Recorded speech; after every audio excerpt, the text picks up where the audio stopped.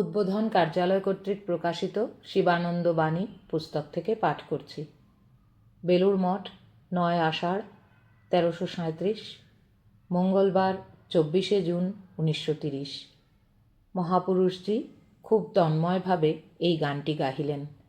শ্যামা মা কি কল করেছে, কালী মা কি কল করেছে, 14 পোয়া কলের ভিতর কত রঙ্গ দেখাতেছে।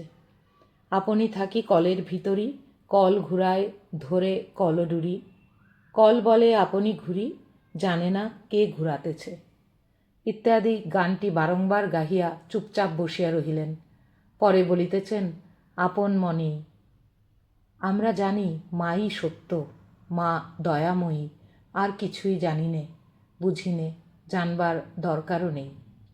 খানিক পরে জনৈক ব্রহ্মচারী সাধন ভজনে উন্নতি করিতে পারিতেছে না বলিয়া নিজের মানসিক অবস্থা ও অশান্তি জানাইয়া তাহার আশীর্বাদ প্রার্থনা করাতে তিনি খুবই আবেগ ভরে বলিলেন, মা তোমায় খুব কৃপা করুন, তোমার মনের সব অশান্তি দূর করে দিন, পড়ে থাকো বাবা তাঁর দুয়ারে, তিনি ক্রমে সব ঠিক করে দেবেন।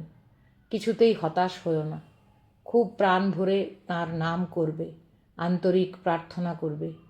ঠাকুর তুমি দয়া করো, আমি অতি অবোধ, তোমাকে কি করে ডাকতে হয় জানি নে, তুমি কৃপা করো, তোমার শ্রী পাদপদ্মে পূর্ণ ভক্তি, পূর্ণ বিশ্বাস, পূর্ণ জ্ঞান দাও।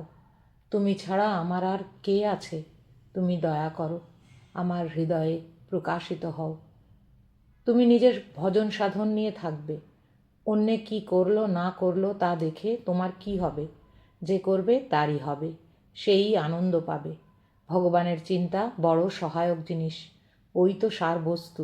ধ্যান জপ করলে, ভগবানের নাম করলে বুদ্ধি শুদ্ধি সব ঠিক হয়ে যাবে, রিপু দমন হয়ে যাবে।